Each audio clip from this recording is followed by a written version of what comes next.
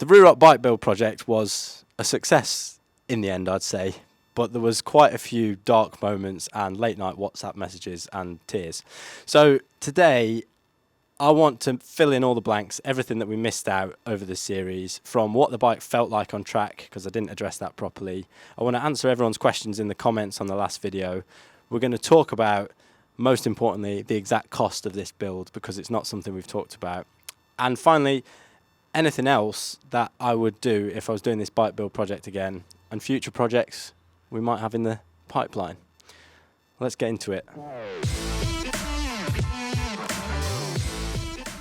Yeah. So before we get into the breakdown of the costs and the price and what everything totaled up to, we've got some YouTube comments here I'm going to read out, and we're going to get you to answer them. So, for example, Vaughan Davies said, I enjoyed all that, but in the first episode you said you were going to ride that before and after the bike on the same track so we could see how much difference it made. What happened to that idea? So there was a lot that went on within this bike build that we didn't post.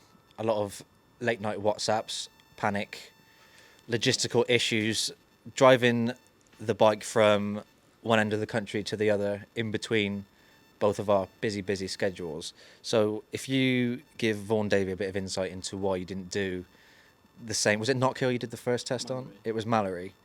And then then the second one was Donington? Knockhill. See? I did, yeah, but I was too busy reading the comments.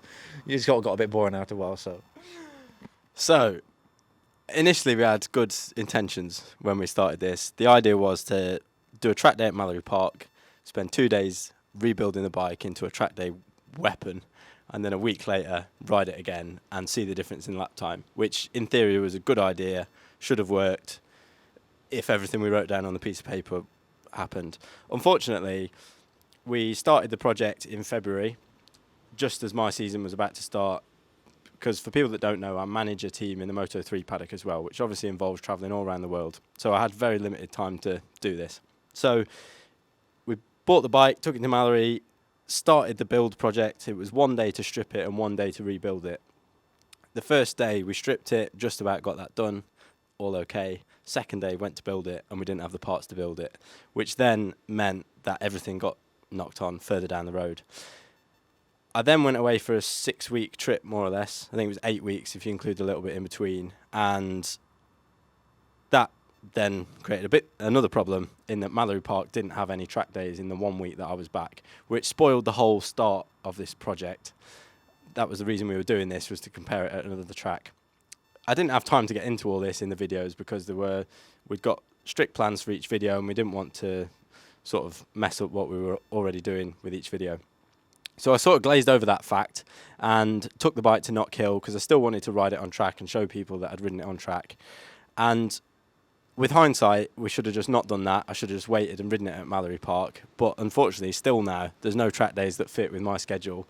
We're another 3-4 weeks on and we still haven't had a chance to do that. So as good an idea that was the reason we didn't do that. I took it to Knockhill. I can still compare the bike because I know what was better and what was worse, and we can get into that in a bit, because one thing I did forget to do was actually tell people what I thought of the bike, mainly because I just ran out of time in the videos. These videos are short videos. We don't have time to get into everything and do everything. And yeah, the idea was I was just going to compare it by lap time and not actually go into exactly what the difference was, but that was where the delay was in that. So apologies. I feel like this is some kind of confession time where I'm getting everything off my chest that's been sat. De-stress. Yeah. This is almost like a therapy session. It's like we've done something seriously wrong and we're like having to explain ourselves when all we took was a bike, just doing it to a track day bike, just wanted to have a little bit of fun, and everyone got all caught up in the moment. There's some very stressed people. I was stressed. There was tears. And here we are. It's just a bike. We're just doing it, just a track day. We just wanted to have a bit of fun. So next time, we'll be a bit clearer and have a better plan. So, this is one that I caught my eye. Sorry, that is the worst rig resource bracket I have ever seen. Agreed. We don't like it either. However, in a £10,000 budget bike build, you have limited resources, limited amount of money you can spend, and it goes back to our original problem, finding parts. We just didn't have. We had 48 hours to find all these parts. Sorry, we didn't have 48 hours to find the parts. We had a week to find the parts. We ordered them, and on the day of the build, they didn't turn up. So we didn't have an exhaust bracket. So Jeff, bless him, kindly fashioned one himself, and it does the job. The exhaust bracket is just there to hold the exhaust. We all know that. The whole build didn't hinge on that, and had Jeff not done that, it would have hinged on that because we wouldn't have been able to ride it on track. So we had to bodge that. It is a bodge job, but it works. It's an exhaust bracket. I wasn't that precious about doing it. It was a £10,000 bike build, not the ultimate, let's spend £1 million on this bike and make it the best bike we possibly can. Maybe we'll do that in the future. But for now, I'm sorry for the worst exhaust bracket in the world.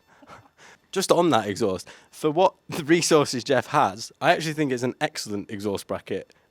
Jeff's far smarter than I was. My ideas for this would probably have been 2 big cable ties and we'll hold it on and make it work. But for the time Jeff had, I think he did a good job with the exhaust bracket. Still rattled by that comment. I am rattled. I just feel bad for Jeff because it was Jeff that... Yeah, he did a great job. I left Jeff with all these problems and Jeff just had to muddle his way out of it and he did a good job. So thanks. Right, so we've got another comment from English Electric. I think we all wanted to know what the bike was like. How did it handle? Did it feel like a moped after what you're used to riding, etc.? So obviously, I don't know if anyone actually knows. Taylor used to race. What was it? Super Stock Champion 2016. Yeah. Didn't even need to win the last race or anything like that. No. Yeah, so you've got a little bit of racing experience. Yeah. Used to the 1000cc bikes. This is obviously a 750 older bike. You want to give a little bit of feedback and tell the audience actually what it was like to ride the bike and not just whinge about what it was like to try and build it with your busy life. Thank you, Archie. Yes. So, although it's a 750 and not 1000 that I was used to racing, I also don't ride on track very much anymore. So, any time I get to ride on track is still really good fun. I guess now we'll go into the improvements that we made. So, I speak a lot about in this build about tyres, and tyres are honestly, for all the changes we made, the biggest difference was the tyres. If you put good tyres into a track day bike, the difference you'll have in handling and the feel you get and the understanding of what the bike's doing is massive. So we put Bridgestone, I think they're R11s they're called. R11s. I've got a soft compound front and a medium rear. That was the biggest difference that I could feel. Obviously, I didn't do a direct comparison, and it's always hard in these comparison videos. I don't always agree with them because in all my racing experience, unless you've got a bike that you do a 20-minute session on, you come in, you change something there and then, and go back out, it's impossible to know what's actually made the difference. You can't remember something 2 months ago 100% what that felt like. The track's different, the weather's different, there's so many different variables. So the one standout thing for me was the tyres. Also, the rear shock. We changed the rear shock, and by putting a stiffer rear shock in, for me, once you start going faster on track and you start understanding what the bike's doing, standard rear shocks in a lot of bikes just get hot, basically. And they're fine for on the road when you're just going nice and slow and cruising about. But once you start going fast, they get hot, and then they'll start moving and bouncing a lot. So it's not that they're dangerous, but to go faster and have the ultimate lap time, that's something that you should change. So tyres, shock, felt good changes. The exhaust, I also got a lot of abuse in the comments because I didn't know what this exhaust was. I just never raced with one. I'm naive and I've always raced with Arrow and Akrapovic exhausts. So that was my fault for being a naive motorbike racer and not knowing that. However, we loved the exhaust that we put on it. It gave it more horsepower. It sounds better. It reached the noise limit. We haven't actually done a decibel test on it. Can maybe do that on my Apple Watch. Yeah. They didn't make you test on the track when you got At Knockhill, there's no noise limits to obey. But I was told that this pipe is under the 98 decibel limit. It comes with a baffle in it, so you can put the baffle in. So that pipe was a win. The next thing we changed was the rear sets. Again, rear sets, I talked about those before. Definitely better having those. It was a noticed improvement, having the foot pegs higher. And it just means when you're on track and you start leaning over more, you've got nothing in the back of your mind that your feet are going to start scraping and the foot pegs are going to start scraping. they're also a lot grippier than the ones the standard footrests that come with a bike, so you get a lot more feel from the foot pegs. Bodywork, we put lightweight carbon fibre bodywork on it. In all honesty, I noticed zero difference in my mind from riding it the first time to the second time with a weight difference. There is a weight difference, but when you're riding two different tracks and two different bikes, I couldn't physically remember what it felt like to ride a slightly heavier bike. So unless you went on a track day and rode it one session and then rode it again, the weight saving, although ultimately it will make the bike faster, I didn't notice a huge difference between riding it and two different tracks. So weight saving is a good thing to do. It makes your bike faster. Obviously, we got rid of the mirrors and all the other bits that you don't need. That definitely does make the bike faster, but in actual feel of what the bike felt like, that wasn't something that stood out to me when I was riding it on track. Handlebars. The clip-on handlebars that we used, they do make a massive difference to me. I hate riding road bikes where the handlebars are always slightly further in. That's comfortable when you're riding on the road, but when you're going on track, I always like my handlebars quite far out. It means that instead of your arm being like this when you're trying to get tucked in, your arm's further out. So when you get tucked in, it's easier on your arms. And I definitely noticed a big difference having the clip-on handlebars with the adjustability of moving them. We didn't change the levers, and the standard levers still feel good on that. That pretty much wraps up the improvements we made, the feel and the feedback. Yeah. I hope that answers people's questions. And rightly so, I didn't answer that, and that was the whole idea of the build. But I just forgot and ran out of time, so there we go. So there's been a couple of comments on this. This was a 2009 bike. So obviously, quick maths, what's that, 14 years old? People are saying thoughts on using an older bike. Would you have gone for a newer one? Or people have also suggested what other kind of models you'd suggest, because people have been in the comments and suggested an R1. There's a few have been chucked around in the comments. Yeah. Obviously, we had the quick turnaround everyone knows. On this bike, it was there, ready, in budget. But given more time, given a little bit more planning and scope on sourcing parts and everything else, would you go for a newer bike, a different model, different capacity on the next project? Are you thinking of any other projects? I think this is a general consensus of the comments. So, GSX-R 750 was a good choice. I've really enjoyed riding the bike. It's good fun to ride on track. Does everything. Did what I said it would do at the start. It's without having to tune that bike to oblivion. All we did was put an exhaust on it, and we got 136 horsepower on, which is a good amount of power to ride on track. For someone that's not there to try and break the lap record, it's a good fun bike to ride. So GSX-R 750 was a good choice.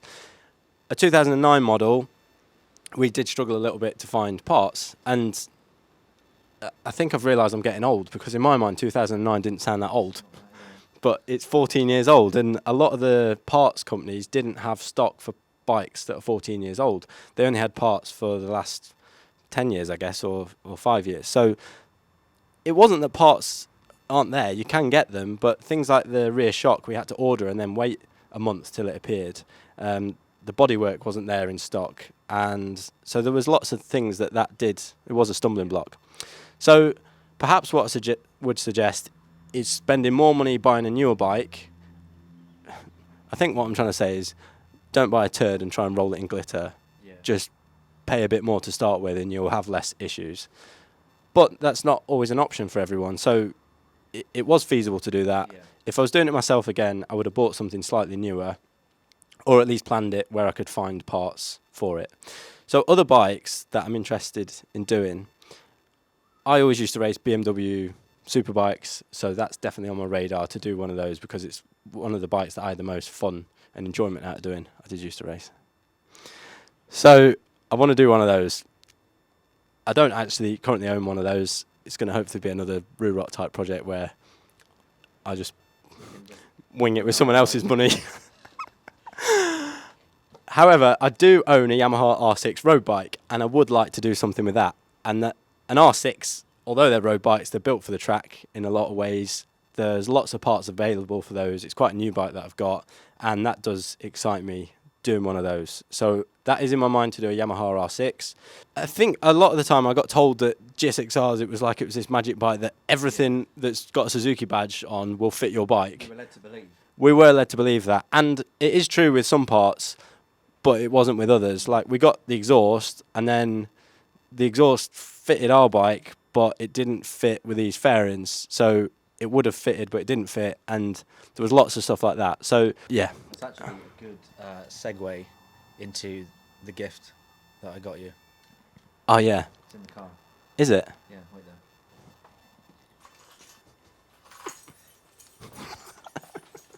So, in true fashion of this, I've just run to the car. I'm out of breath. It's a long driveway. In true fashion, I sent you a video, didn't I? I went to buy a frame for this and dropped it as soon as I got outside of Sainsbury's. It smashed into oblivion, so I got another frame. I couldn't peel the sticker off the front, and I sort of wrote this message on an envelope that I found in my house. But the sentiment, I think, suits exactly what this project was in a total nutshell, which is tried our best. Yeah. So this is, I don't know if you can get this on camera, Dan, the piece of carbon fibre that Jeff cut off of the bike with an envelope written T-Mac Ruroc Bike Build 2023. Complete budget job, bodge job. Still got the sticker on that I couldn't peel off. And I'm scared to put it in properly because it's all glass and it's going to break. But I would like to present this to you as a memento of this whole project. You can see it's an envelope there. It was I tried my best with it, like we did with the track bike, and I think actually the worse that looks makes more sense to how this whole project was. So that's the piece that Jeff cut off for the exhaust that didn't fit our fairings. It looks cool. And we framed it. We can rejig that, we can work on it, but I wanted to present you with something today. So that's a gift from me to you of our personal investment into this project, and what an absolute car crash it actually was. But we didn't crash actually anything in real life. But yeah, so you're welcome, mate. That's from me to you. Next few questions we had was around bits that weren't added that you would maybe add incrementally if this was a track bike you were running regularly and you want to make steady improvements and not try and do it all in one go and one hit. So if having been on the track with it now, got a feel for it, is there any bits that you think, right, I could save up a bit of money and then add that bit incrementally, or is there any other improvements you can make to this bike? Yeah, definitely. The next thing I would have added is a quick shifter. I thought I'd ride it without a quick shifter and it'd be fine, but it's very annoying riding without a quick shifter when you've raced with one for years and you get used to how that feels. So a quick shifter is not a mega expensive upgrade, and it's definitely something that makes your day a lot more enjoyable. It's a lot less effort having to use the throttle to change gear every time. So if I got a quick shifter, I wouldn't bother with this next upgrade, but if I didn't, I would. And that's putting a shorter throttle on this bike. So the standard throttle on this bike feels really, really long. So to open the throttle, your hand feels like it comes all the way around here. And if you put a short one on, trying to change gear would be easier. So I would have changed that if I wasn't going to do the quick shifter. But the next thing would be a quick shifter. The brakes, I guess, would be another thing you could upgrade, but to be honest, they were pretty good as they were. And someone mentioned that they put traction control on theirs. Personally, I wouldn't put traction control on it. The whole idea for me was buying a 750. You get a raw bike that you can actually feel and ride. The new 1000s, they come with traction control. It's really cool, and it's fun riding with it, and you can program it to do all sorts of cool things. But for me, I just want to ride a bike on track. I want it to wheelie, and I want it to spin up and slide. If you don't want it to do that, then by all means go ahead and fit a system to it. But I would say that I would much rather ride it as a raw 750 the way it was meant to be. Yeah. So I'm sat here looking at the total itemized bill, which totals, I'll find out at the end of the video. Stay tuned. Don't skip the ads. I won't go through every single one because there's a few things here that are like 60 quid here, 50 quid there, £13 for dust seals, for example. Yes. But I'll go through the ones that are the bigger costs, the most substantial ones, the ones that you're gonna feel if you were doing a project yourself. Yeah. So we have the front fork cartridge and the rear shock. Now, both of these were 900 quid. Yeah. Value for the difference that it's making to the bike. Yeah, so if I was doing this, that would be the first thing I would do. And these, I'll just quickly run through the parts that I got from Reactive Parts, because they are all just retail prices that anyone can go buy. So I bought the chain, handlebars, front fork cartridge, rear sprocket, front sprocket, filler cap, rear shock, screen, all came from Reactive Parts, which are all available to buy. The front fork cartridge and the rear shock are coming in at 1850, is that quick maths ish, for both of those. Yeah. And in the bike build project, that was what I would notice the biggest difference. I would even go as, if you weren't bothered about the road bodywork and road mirrors, I would have just left that on and put suspension in. Yeah. That would be the best upgrade first, especially a big upgrade I was going to make. Those two together, 1,800 quid. We've got the exhaust for £400. That was it a second? It wasn't a second-hand one, but it was a second-hand one. So that was bought refurbished. Yeah. So you can find a deal on an exhaust. Some exhausts can be over a grand, or pay a lot of money for an exhaust. But if you do shop around, have the time, you can get a good deal refurbished. So shout out to the guy you got that from. You mentioned him in the other videos. Other prices on here that sort of stand out. The tyres, obviously, but as you said, one of the biggest improvements you felt riding the bike performance-wise is other tyres. The bodywork we've got for 500 quid, but that was part X'd with the old bodywork. Yeah. So we set out to do £5,000 on the bike, £5,000 for the doing it up and the kitting out and everything. And we've come in. Should we release the total? What do we pay for the bike? 5,400. I believe it was 5,400, just under 5.5, which is a little bit over budget, but you've got to give yourself some wiggle room. Yeah. I mean, to come in at a round number of £5,000, Yeah. we did pretty well. A few hundred quid over budget. I mean, that's just a good weekend out for some people, So stay in, buy track bikes. And then the total pounds cost for everything involved and the labour, which Jeff was obviously very generous of his labour, was £5,114. So that brings the total project to circa 10,000, £600, yeah, give or take, fuel costs and everything, track days and everything. But we're not calculating all of that in with, that's just whatever. To build the bike. So we're a tiny bit over budget, but generally we set out to do 10 grand, and we've got a track bike sat behind us, a labour of love for 10 grand. Also, although I could have called in favours, my whole idea with doing this wasn't to call in favours, to prove that you could do it. So hopefully people just didn't think I was sat at home just blagging everything for free and making up the numbers. They're all genuine prices we got off the internet. The place where you can save money the most is eBay. There's used stuff on eBay. If you're not precious about having an all-out singing and dancing brand new looking bike, there's deals on eBay. There's lots of parts you can buy, second-hand parts, things like an exhaust bracket. You can buy a new exhaust bracket, but you can also buy a used one. And the exhaust bracket is just holding your exhaust on. It's not critical. It's not critical. So for the things that aren't critical, and if you don't care what it looks like, there's all sorts on there. We saved money on the expensive bodywork by swapping it for road bodywork. So that's something that we've got to, that you can factor in. You can sell your the bodywork, the mirrors, the foot pegs, the exhaust bracket. People do want that stuff still because there's road bikes out there that are getting crashed and they want to fix that stuff. So that stuff can all go against your build costs. But yeah, shop around, find used. Yeah, probably could have got a lot more crafty with selling and swapping, and Yeah. if you had more time. Yeah. If you've got the time to strip your bike down, sell bits, put it out on eBay.